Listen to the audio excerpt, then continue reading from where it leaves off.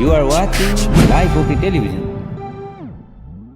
Life okay समाचारको साथमा Balvatika school Pepsicola learning made simple Jiva life to your style wellness mall a natural way to improve your health.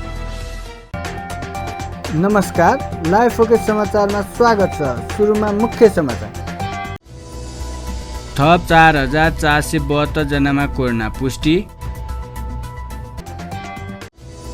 सरकारलाई 220 थान oxygen concentrator सहयोग प्रदान। Corona नियन्त्रणका साथै परीक्षण, उपचार र खोपको सहज उपलब्धताका लागि ध्यान केन्द्रित। अब समाचार विस्तारमा। नेपालमा सोमबार थप 4,472 जनामा कोरोना पुष्टि भएको छ। देशभर गरिएको 12,002 वटा पीसीआर परीक्षणका क्रममा 3,370 र 5,901 एन्टिजेन परीक्षणको क्रममा 1,102 जनामा कोरोना पुष्टि भएको स्वास्थ्य मन्त्रालयले जनाएको छ। यो सँगै नेपालमा हालसम्म पीसीआर परीक्षणबाट 5,91,494 संक्रमित र एन्टिजेन परीक्षणबाट 14,661 जनामा कोरोना पुष्टि भएको छ। त्यस्तै कोरोनाका कारण थप 92 जनाको मृत्यु भएको छ। हालसम्म नेपालमा 7,990 जनाले कोरोनाका कारण ज्यान गुमाएका छन्। त्यस्तै थप 6,951 संक्रमित निको हुँदा हालसम्म नेपालमा 4,97,960 संक्रमित निको भएका छन्। हाल 85,544 सक्रिय संक्रमित आइसोलेसनमा र 718 जना क्वारेन्टाइनमा छन्। नेपालमा हालसम्म 31,55,064 वटा पीसीआर र 75,852 वटा एन्टिजेन परीक्षण भएको मन्त्रालयले जनाएको छ।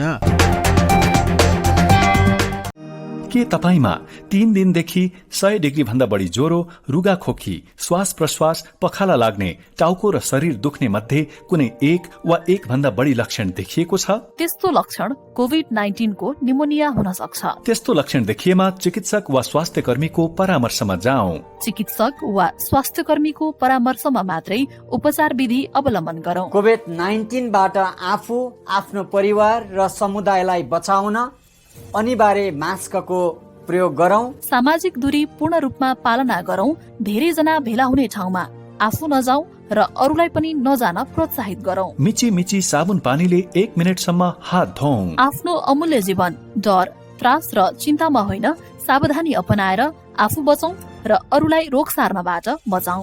प्रदेश सरकार, आन्तरिक मामिला तथा कानून मन्त्रालय, संचार रजिस्ट्रारको कार्यालय, बागमती प्रदेश। चट्याङ, हुरी, बतास, भूकम्प, बाढी पहिरो, आग लागे यस्तो विपद कुनै पनि बेला जतासुकै आउन सक्छ। विपदबाट बच्न पूर्व तयारी नै उत्तम उपाय हो। विपदका बेला सरकारले प्रवाह गर्ने सूचनामा ध्यान दिउँ। प्रत्येक टोलमा एउटा खुला ठाउँ बनाउने उत्प्रेरणा जगाऊ। त्यही खुला ठाउँले विपदमा ज्यान जोगाउँछ। तर चट्याङ आउँदा घरबाट बाहिर ननिस्क्यौं र विद्युतीय सामग्री प्रयोग नगरौं। यस्ता जुनसुकै विपदमा बालबालिका र वृद्धवृद्धलाई थप सहयोग र संरक्षण चाहिन्छ। आफू पनि बचौं र उहाँहरूलाई पनि बचाऊ। प्रदेश सरकार, आन्तरिक मामिला तथा कानून मन्त्रालय, संचार रजिस्ट्रारको कार्यालय, बागमती प्रदेश। मिड ग्रुप फाउन्डेसन सरकारलाई 220 अक्सिजन कन्सन्ट्रेटर सहयोग प्रदान गरेको छ। सोमबार स्वास्थ्य मन्त्रालयमा फाउन्डेसनका प्रबन्ध सञ्चालक सुरेश चित्रकारले स्वास्थ्य मन्त्री शेरबहादुर तामाङलाई अक्सिजन कन्सन्ट्रेटर हस्तान्तरण गर्नुभएको हो। सहयोग गरिएको अक्सिजन कन्टेनरको मूल्य करिब 3 करोड रुपियाँ रहेको छ। कार्यक्रममा मन्त्री तामाङले उहाँले कोरोना महामारी नियन्त्रण र उपचारका लागि सहयोग प्राप्त भइरहेको जानकारी दिनुभयो। नेपाली जनतालाई कोरोनाबाट जोगाउनका लागि खोपका साथै अन्य सबै व्यवस्था गरिरहेको उहाँले बताउनु भयो। 220 वटा थान चाहिँ कन्सन्ट्रेटर मेसिन उपलब्ध भएको छ नेपाल सरकारलाई। त्यो आज प्राप्त गरेका छौँ। उहाँहरूलाई धेरै धेरै धन्यवाद छ र यस्तो धेरै सहयोगहरू धेरै देशबाट आइरहेको छ र अरूलाई पनि तपाईँ मिडिया मार्फत म भन्न चाहन्छु र नेपाली जनताको सुरक्षाको लागि जसले जति सकिन्छ सहयोग गर्न म आह्वान पनि गर्न चाहन्छु र सरकारको तर्फबाट यो सबै चिजमा नेपाली जनतालाई सुरक्षित राख्नको लागि हामीले अब खोपको व्यवस्थापन गर्ने र उनीहरूको अन्य स्वास्थ्य उपचारको बारेमा हामी एकदम सिरियसली काम गरिरहेका छौँ। धन्यवाद। नेपाल सरकारको अब स्वास्थ्य सेवा विभाग छ। हामीले सबै सामग्रीहरू स्वास्थ्य सेवा विभागमा लिस्टिङ हुन्छ र स्वास्थ्य सेवा विभाग मार्फत सम्बन्धित जिल्लाहरूमा जहाँ जहाँ के अपुग छ ती जिल्लाहरूमा पठाउने गरेका छौँ। शेर घले तथा जमुना घले गुरुङले नेपाल र नेपाली जनताको सेवाको लागि भन्दै मिड ग्रुप फाउन्डेसनको स्थापना गर्नुभएको थियो। स्वास्थ्य मन्त्री शेरबहादुर तामाङले कोरोना नियन्त्रणका साथै परीक्षण, उपचार र खोपको सहज उपलब्धका लागि आफ्नो ध्यान केन्द्रित रहेको बताउनु भएको छ। सोमबार मन्त्रालयमा भर्चुअल पत्रकार सम्मेलन गर्दै मन्त्री तामाङले आफ्नो मुख्य प्राथमिकता कोरोना कहरबाट नेपाली जनतालाई मुक्त गर्ने रहेको भन्दै परीक्षण, उपचार र खोपको सहज उपलब्धताका लागि आफ्नो ध्यान केन्द्रित रहने बताउनु भएको छ। मन्त्री तामाङले कोरोना कहरबाट बच्न मुख्य प्राथमिकता खोप व्यवस्थापनमा दिएको उल्लेख गर्नुभयो। मन्त्री तामाङले केही महिनाभित्र सबै नेपालीलाई खोप दिने र खोप उत्पादन देशबाट खोप ल्याउन सबै किसिमको उपाय लगाउने पनि जानकारी दिनुभयो। त्यस्तै मन्त्री तामाङले भविष्यमा आउन सक्ने भनिएको सम्भावित तेस्रो लहरका बारेमा समेत विज्ञसँग परामर्श गरी मन्त्रालयमा तयारीमा जुटिसकेको दावी गर्नुभयो। उहाँले आफू हरेक काम पारदर्शी ढङ्गले अघि बढाउन चाहने भन्दै मन्त्रालयको कर्मचारीलाई समेत त्यही रूपमा कार्य गर्न निर्देशन दिएको बताउनुभयो।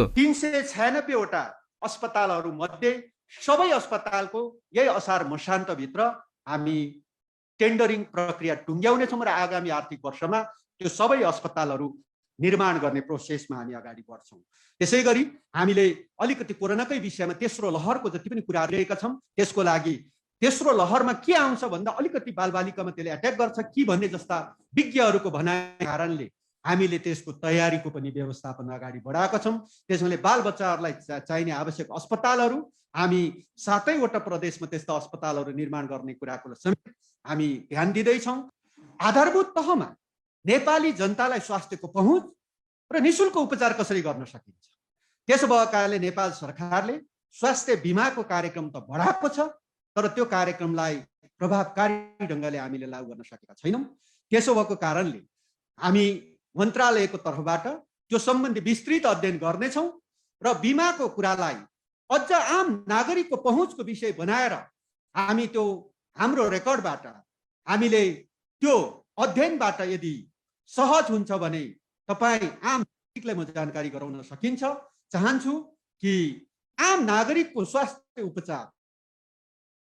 उपचार निःशुल्क गर्न सकिन्छ कि सकिँदैन त्यो कोणबाट बिमाको दृष्टिकोणबाट हेरेर हामीले त्यो ढङ्गले पनि अध्ययन अगाडि बढाउँछौँ। यो मन्त्रालय नेपाली जनताको स्वास्थ्य र मान्छेको जीवन भन्दा अर्को ठुलो कुरा हुनै सक्दैन। त्यस भएकाले सबैभन्दा पहिलो कुरा मान्छे बाँच्ने कुरै सबभन्दा ठुलो कुरा। त्यस भएको कारणले त्यो मान्छेलाई नागरिकलाई बचाउने कुरै ठुलो भएको हुनाले त्यो बचाउनको लागि गर्नुपर्ने सबै भूमिका र दायित्व हामी पुरा गर्नेछौँ। र यसै गरी यो मन्त्रालयसँग सम्बन्धित भएर विगतमा जति पनि कुराहरू उठेका थिए त्यसो भएकाले म प्रतिबद्धता व्यक्त गर्न चाहन्छु कि यो मन्त्रालयबाट गरिने प्रत्येक कामहरू हामी वास्तवमा पारदर्शी ढङ्गले गर्नेछौँ। त्यो 13 लाख जनसङ्ख्या जो पहिलो डोजको खोप लगाउनु भएको छ उहाँहरूलाई दोस्रो डोजको खोप लगाउनको लागि हामीले आवश्यक पहल र प्रयत्न गरिरहेका छौँ। त्यो खोप प्राप्त गर्ने कुरामा हामीलाई विश्वास छ कि छिटै त्यो खोप प्राप्त गरेर हाम्रा ज्येष्ठ नागरिकहरूलाई जीवन रक्षा गर्ने कुरामा हामी वचनबद्धता व्यक्त गर्न चाहन्छौँ। र भोलि आज 24 गते म यहाँ बोलिरहेको छु, भोलि 25 गते हामीले 25 गतेबाट हामीले फेरि पनि 60 देखि 64 वर्ष उमेर अवधिका हाम्रा ज्येष्ठ नागरिकहरूको खोप हामी सञ्चालन गर्नेछौँ र भोलिबाटै 25 गतेबाटै हामीले त्यो कार्यक्रम सञ्चालन गर्नेछौँ। र त्यसमा पनि केही फ्रन्ट लाइनमा रहेका साथीहरूलाई खोपको दायराबाट छुटेका छन् भने उहाँहरूलाई समेत त्यो दायरामा लिएर आउने गरी हामीले अगाडि बढाउँछौँ। त्यसैले खोप प्राप्त गर्ने, त्यसको व्यवस्थापन गर्ने, खोप लगाउने कुराको हाम्रो क्षमता जति छ र हामी सम्पूर्ण नेपाली जनतालाई केही महिनाभित्रै अब खोप प्राप्त हुँदाखेरि खोप लगाउने कुराको हामी सुनिश्चितता दिन चाहन्छौँ। र सबै मित्र राष्ट्रहरूसँग जोसँग खोप उत्पादन गर्ने क्षमता छ हाम्रा, मैले अघि नै भने हामी सबै किसिमको उपायहरू अपनाएर खोप प्राप्त गर्ने कुराको समेत हामी जानकारी गराउन चाहन्छौँ। स्वास्थ्य जनताको मौलिक हकको विषय भएको भन्दै मन्त्री तामाङले बिमा कार्यक्रमको पूर्ण संरचना गरी सो कार्यलाई अघि बढाउने धारणा पनि राख्नुभयो।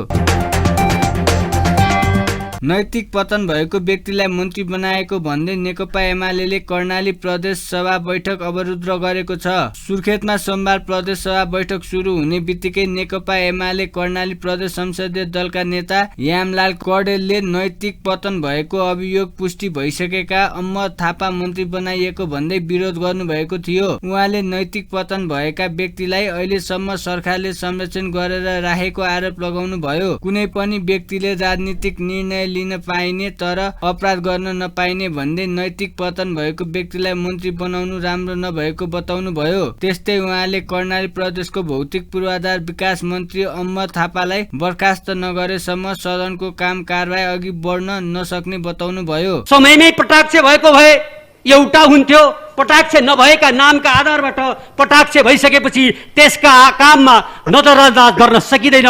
मान्य सभामुख महोदय, म मान्य सभामुख मार्फत म सबैको ध्यान आकर्षण गर्न चाहन्छु। यो सभाको मर्यादाका निम्ति, लोकतन्त्रको अभ्यासका निम्ति 3 तहको अदालतले सरकारी कागज कृत्य जालसाजीमा पुष्टि भइसकेको, प्रमाणित भइसकेको, सजाय भोगिसकेको व्यक्ति कुनै पनि तहको सार्वजनिक जिम्मेवारीमा बस्न नपाउने व्यवस्था छ। यो थाहा थियो होला सरकारलाई, छलफल चले नै होला, तर थाहा हुँदाहुँदै पनि कसले के गर्न सक्छ भनेर सरकार जसरी यहाँ उपस्थित भएको छ त्यसप्रति हाम्रो गम्भीर ध्यान आकर्षण भएको अवस्था छ। त्यसकारणले म विलम्ब नगरिकन के भन्न चाहन्छु, उहाँको के हालत थियो, के अवस्था थियो, के थियो, सञ्चार माध्यमले के भनिरहेको थियो, म धेरै चर्चा गर्न चाहन्न। त्यो सम्बन्धित ठाउँमा चर्चा गर्ने कुरा हो, तर यो जनप्रतिनिधिको संस्था हो, यो नैतिक मूल्य र मान्यताको आधारबाट चलिरहने संस्थाका रूपमा हो। यद्यपि आफ्नो अनुकूल हुँदा एउटा व्याख्या, प्रतिकूल हुने कुरा एउटा भन्ने अर्थमा पनि मानिसहरूले लिन सक्छन्। म फेरि पनि विनम्रतापूर्वक भन्न चाहन्छु, हाम्रो दल हामी समय अनुकूलको कुरा गर्ने पक्षमा छैनौँ। त्यसकारणले म के अनुरोध र आग्रह गर्न चाहन्छु त भन्दा, त्यो स्थिति कायम रहँदा यो संस्था, यो सभाको, यो संसदको मर्यादामा माथि नै प्रश्न चिन्ह उठ्ने, हामी मान्य सदस्यहरू त्यसमा मुखदर्शक बन्ने कुरा रह्यो भने हामीले बनाएका कानुनको, लोकतन्त्रको मूल्य र मान्यताको संरक्षण कसले गर्न सक्छ सभामुख महोदय? त्यसकारणले म अनुरोध र आग्रह गर्न चाहन्छु। मलाई थाहा थियो सरकार त्यो बाटोमा हिँड्ला भन्ने मैले विश्वास गरेको थिएँ, किनकि यस्तै घटनाको पुनरावृत्ति योभन्दा अगाडि भएको थियो। हाम्रै यसै सभाको एउटा मान्य सदस्य त्यति बेला मन्त्री हुनुहुन्थ्यो, आज पनि उहाँ मान्य सदस्य हुनुहुन्छ। एउटा अभियोग लाग्यो, अभियोग लाग्दैमा त्यो दण्डित हुँदैन, प्रमाणित हुँदैन, तर हठात अहिलेकै सरकारका प्रमुखले बर्खास्त गरेको स्वयं त्यति बेला हामी एउटै पार्टीमा पनि थियौँ, यही संसदभित्र, यही प्रदेश सभाभित्र यो अभ्यास गरिसकेको एउटा अवस्थामा मलाई के विश्वास थियो भने जतिसुकै मित्रता भए पनि तथ्यलाई स्वीकार गरेर सरकार सदनमा आउनुभन्दा अगाडि त्यो बाटोमा हिँड्ने छ, त्यो पथ समाउने छ, मैले त्यही विश्वास गरेको थिएँ। तर मैले देखेँ आज अवस्था त्यस्तो रहेन।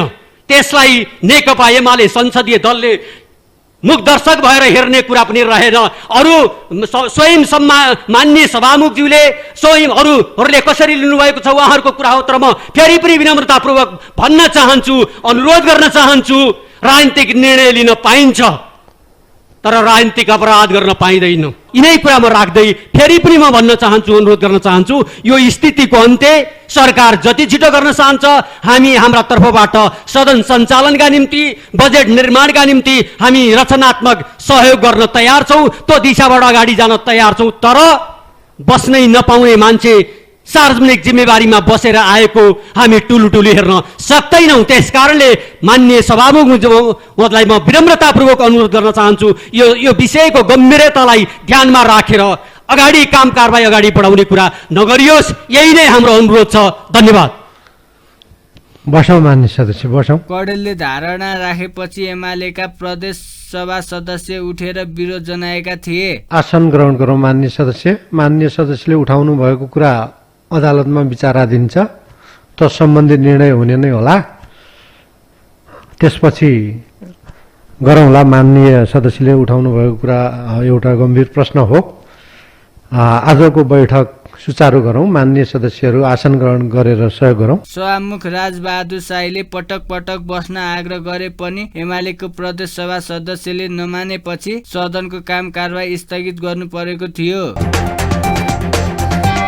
सुदूरपश्चिम प्रदेश सरकारले आगामी आर्थिक वर्षको बजेट स्वास्थ्य सङ्कट न्यूनीकरणतर्फ केन्द्रित गर्ने जनाएको छ। सोमबार बसेको सुदूरपश्चिम प्रदेश सभाको बैठकमा आगामी आर्थिक वर्ष 78-79 को बजेट र कार्यक्रम सिद्धान्त तथा प्राथमिकता सहितको पूर्व बजेट प्रस्तुत गर्दै आर्थिक मामिला तथा योजना मन्त्री प्रकाश बहादुर शाहले कोरोना भाइरस महामारीबाट सिर्जित स्वास्थ्य सङ्कट न्यूनीकरण र त्यसले पारेको प्रभाव नियन्त्रण उन्मुख बजेट ल्याइने जानकारी दिनुभएको हो। उहाँले स्वास्थ्य सङ्कट न्यूनीकरणसँग कोरोनाले अर्थतन्त्रमा पारेको नकारात्मक असरलाई न्यूनीकरण गर्ने गरी पूर्ण उत्थानका कार्यक्रम बजेट मार्फत ल्याइने जिकिर गर्नुभयो। गरिबी न्यूनीकरणका साथै दिगो आर्थिक विकासका लागि नतिजामुखी काम गर्ने, नीति अवलम्बन गर्ने, रूपान्तरणकारी योजनामा स्रोत साधनको कमी हुन नदिने मन्त्री शाहले बताउनुभयो। संविधान प्रदत्त मौलिक हकहरूको कार्यान्वयनमा प्रदेश सरकारको दायित्वलाई बजेट तर्जुमाको मूल आधारको रूपमा लिएको छु। जनअनुमोदित सरकारको चुनावी घोषणापत्र 15औं योजनाले परिलक्षित गरेका प्रदेश विकासका आवधिक एवं दीर्घकालीन प्राथमिकता, दिगो विकासका लक्ष्यहरू, प्रदेश सरकारबाट जारी भएका कानुनहरूबाट सृजित दायित्वहरू, कोरोना महामारीका कारण सिर्जना भएको नयाँ चुनौतीहरूको सामना गर्ने तर्फ विशेष ध्यान दिएको छु। माननीय सभामुख महोदय, अब म आगामी आर्थिक वर्षको बजेटको मूलभूत उद्देश्यहरू प्रस्तुत गर्न चाहन्छु। आगामी आर्थिक वर्ष 2078-79 को बजेट मूलभूत रूपमा देखाएका उद्देश्यहरू पूरा गर्नेतर्फ समग्र रूपमा केन्द्रित रहनेछ। स्वास्थ्य सङ्क्रमणका कारण सिर्जना भएका चुनौतीहरूलाई सामना गर्न सक्ने गरी प्रदेश र स्थानीय तहका सबै किसिमका स्वास्थ्य सेवाहरूको गुणात्मक एवं सन्तुलित विकास विस्तार गर्नु, बहुपक्षीय सम्बन्ध र साझेदारी सहित प्रतिकारात्मक प्रवर्धनात्मक पुनर्स्थापना लगायतका आधारभूत विशिष्टकृत र गुणस्तरीय स्वास्थ्य सेवामा सबै नागरिकको पहुँच सुनिश्चितता गर्दै जनताको जीवनस्तरमा गुणात्मक क्वालिटी अफ लाइफ वृद्धि गर्दै जानु, कृषि क्षेत्रको उत्पादन र उत्पादकत्व वृद्धि, कृषिमा आधारित उद्योगहरूको संरक्षण एवं प्रवर्धन, कृषि क्षेत्रको विविधीकरण, व्यवसायीकरण र आधुनिकीकरण तथा खाद्य सुरक्षा एवं खाद्य सम्प्रभुताको संरक्षण गर्नु, शिक्षा, स्वास्थ्य, खानेपानी, ऊर्जा, सडक लगायतका पूर्वाधारहरूको द्रुत, दिगो एवं सन्तुलित विकासको आधारशिलालाई थप प्रभावकारी बनाउँदै जानु, विकासको प्रतिफलबाट वञ्चित जनतामा समानुपातिक एवं समावेशी पहुँच सुनिश्चितताको आधार तय गर्नु, सामाजिक सशक्तिकरण, मूल प्रभावीकरण, समावेशीकरण मार्फत सामाजिक न्यायको प्रवर्धन एवं संरक्षण गर्दै प्रदेश सरकारका सेवाहरूमा प्रदेशवासीहरूको सहज पहुँच स्थापित गर्नु, सुशासन र समष्टिगत आर्थिक स्थायित्व हासिल गर्नु। माननीय सभामुख महोदय,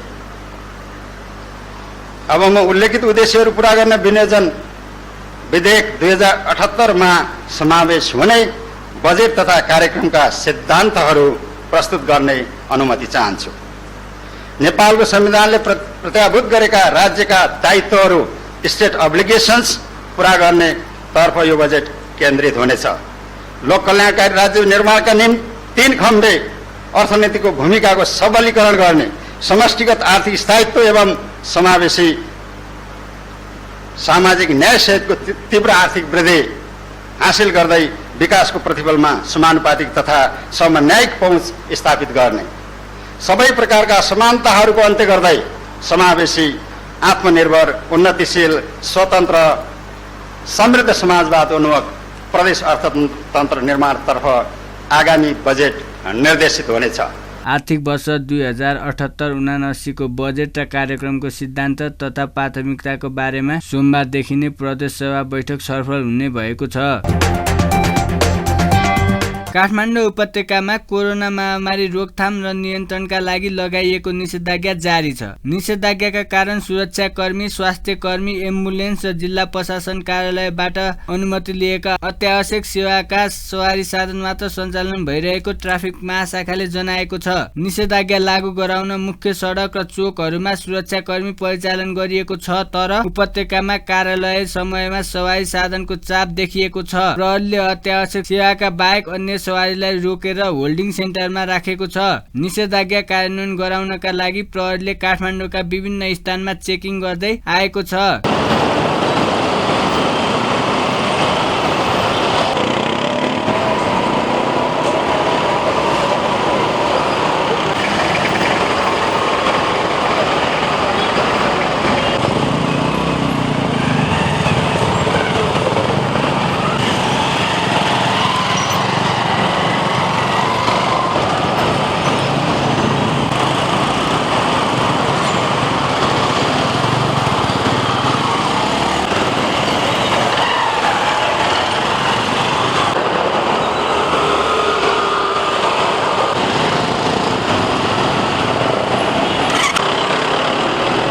सोमबार बिहान निषेधाज्ञाको अवज्ञा गरी चलाइएका 689 वटा सवारी साधनलाई काठमाडौँ उपत्यकाका विभिन्न स्थानमा ट्राफिक प्रहरीले नियन्त्रणमा लिएको छ, जसमा 556 वटा 2 पाङ्ग्रे, 98 वटा 4 पाङ्ग्रे, 10 वटा ट्याक्सी र 25 वटा ठूला सवारी साधन रहेका छन्। नेकपा माओवादी केन्द्रले कोरोना नियन्त्रण र उपचारका लागि विभिन्न प्रदेशलाई स्वास्थ्य सामग्री हस्तान्तरण गरेको छ। सोमबार पार्टी कार्यालय पेरिस डाँडामा माओवादी अध्यक्ष पुष्पकमल दाहाल प्रचण्डले स्वास्थ्य सामग्री हस्तान्तरण गर्नुभएको हो। कोरोना महामारी विरुद्ध केन्द्रदेखि स्थानीय तहसम्म अभियानात्मक रूपमा सङ्घर्षमा सहभागी हुने निर्णय गरे अनुरूप स्वास्थ्य सामग्री वितरण गरिएको माओवादीले जनाएको छ। चीनबाट प्राप्त N95 मास्क 1 लाख र अक्सिजन जेनेरेटर 20 वटा, माओवादी प्रवास समन्वयन कमिटीबाट प्राप्त antigen, thermal gun, oximeter, oxy cylinder, PP set र स्वास्थ्य विभागबाट प्राप्त सर्जिकल मास्क, सेनिटाइजर र फेस सिल्ड लगायतका स्वास्थ्य सामग्री वितरण गरिएको हो।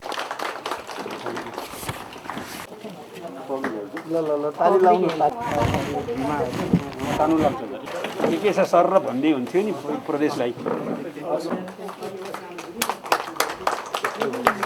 सामान सेम्बरिङ रूपमा बुझिनु न। हाम्रो पार्टीका केन्द्रीय नम्बर प्रदेशको 2 नम्बरको आयो 1 नम्बर सेम्बरिङ रूपमा बुझिनु न। हाम्रो पार्टीका माओवादीले कोरोना महामारीको विषम परिस्थितिमा आम जनस्वास्थ्यमा गम्भीरतापूर्वक ध्यान पुर्याउन सम्बन्धित निकायमा पनि गम्भीर ध्यानाकर्षण गराएको छ। सुन र चाँदीको भाव आज सामान्य घटेको छ।